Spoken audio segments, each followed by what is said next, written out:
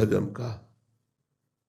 कष्ट क्या होते हैं शायद हमारे जीवन से बढ़कर के किसी को क्या पता होगा, क्योंकि बचपन से लेकर 13 वर्ष की अवस्था से लेकर भूख प्यास सर्दी गर्मी, और जब भूख प्यास सर्दी गर्मी मिटाने का समय आया तो किडनी फेल कर दी। पूरा जीवन कष्टमयी यात्रा, कष्टमयी यात्रा। वृंदावन के सिवा पूरे जीवन में कभी रसोई से गर्म रोटी निकली हो और हम बैठकर पाए हो, ऐसा पूरा जीवन नहीं। और जब वृंदावन में पानी की व्यवस्था की तो किडनी फेल कर दी। अब तो क्या है किसी तरह, लेकिन आपको हम बताएं, हम इतने आनंदित रहते हैं कि ब्रह्मा जी को भी वो आनंद नहीं होगा। ये हम वृंदावन में बैठ के कह रहे कि ब्रह्मा जी को भी वो आनंद नहीं होगा जो आनंद प्रेमानंद को है।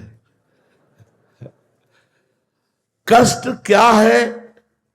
कुछ नहीं है, मन का एक भ्रम है। अगर मन सच्चिदानंद भगवान में लगा है तो कष्ट कोई अपना अस्तित्व नहीं रखता, क्योंकि आगमा पाइनो अनित्यास, नाशवान है, आने जाने वाले हैं। और भगवान सच्चिदानंद रहे। सावई मनः कृष्ण पदारविंदयो। यदि मन भगवान के चरणों में लगा है, नाम जब चल रहा है, कष्ट क्या है? कुछ नहीं है।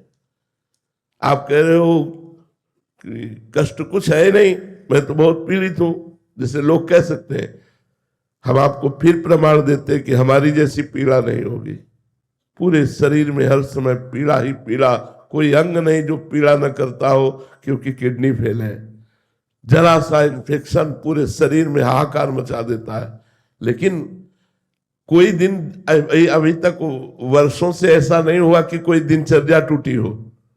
और क्या क्या नहीं हुआ होता है, तो जो पास रहते हो जानते हैं। लेकिन आपके सामने बिल्कुल शुद्ध स्वस्थ पवित्र। क्यों? क्योंकि भगवान का कृपा प्रसाद निरंतर प्राप्त होता रहता है, भगवान में चित्त जुड़ा रहता है, इसलिए हम हर समय आनंदित रहते हैं। कष्ट कष्ट ही नहीं है। भगवान का जहां स्मरण है वो कष्ट कष्ट ही नहीं है।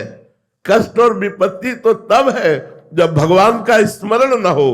कहा हनुमंत विपत्ति प्रभु सोई, जब तो सुमिरन भजन न होई।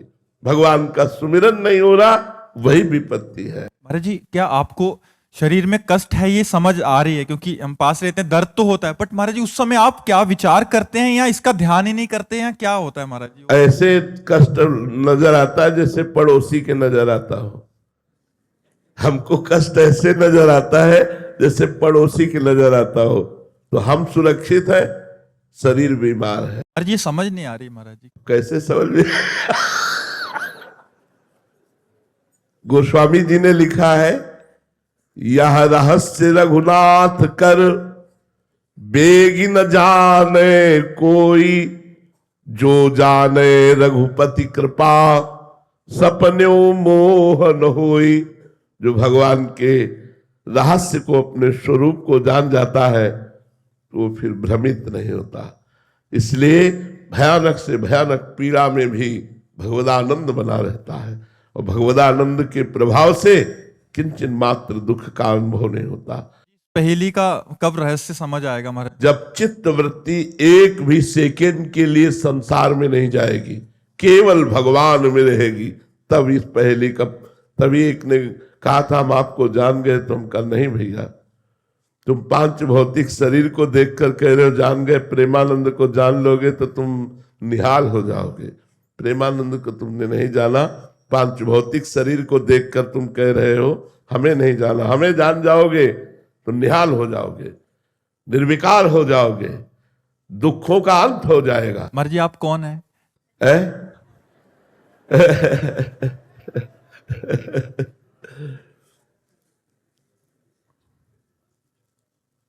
इस उत्तर का खोज करे तो मौन ही निकलता है, और कुछ निकलता ही नहीं है। मौन, इसका उत्तर जो है वो मौन ही निकलता है। हाँ, प्रकट में वचन के द्वारा हम ये कह सकते हैं हम राधा दासी हैं, हम प्रियजू की सहचरी हैं। लेकिन क्या हमारा स्वरूप है, इस पांच भौतिक प्राकृतिक वाणी की सामर्थ्य नहीं कि वो हमारे स्वरूप का वर्णन कर सके। महाराज जी हम जैसों को अनुभव हो सकता है उसका? हो सकता है जब पूर्ण आज्ञा का पालन करते हुए आप अनुभव करना चाहें और हम कराना चाहें, आप अनुभव करना चाहें हम कराना चाहें तो हो सकता है। जो किशोरी मात्मानम किमी सुकुमारीम नु कले, जो किशोरी जी का स्वरूप है ठीक प्रतिबिंब रूप सहचरी होती है। जो लाडली जी का स्वरूप है कि कोटि कोटि रसना जो रोम रोम प्रति होए, प्यारी जू के रूप को न प्रमाण कहो जात है। ऐसे ही करोड़ों रसना हो तो प्यारी जू की सहचरी का स्वरूप वर्णन नहीं हो सकता। लक्ष्मी कोटि विलक्ष लक्षण लसल लीला किशोरी सतई राधाध्यम ब्रजमंडलेति मधुरम राधा विधानम। करोड़ करोड़ लक्ष्मी आश्चर्यचकित हो जाए ऐसी राधा सहचरी है। एक राधा सहचरी करोड़ करोड़ लक्ष्मी आश्चर्यचकित हो जाए। अब ये इसीलिए ये चर्चा कभी हम करते नहीं क्योंकि ये एकांतिक और हृदय का विषय है। तो जब गुरु कृपा करते हैं, लाडली जो कृपा करती हैं, तब समझ में आता है कि मैं किसके पास हूं।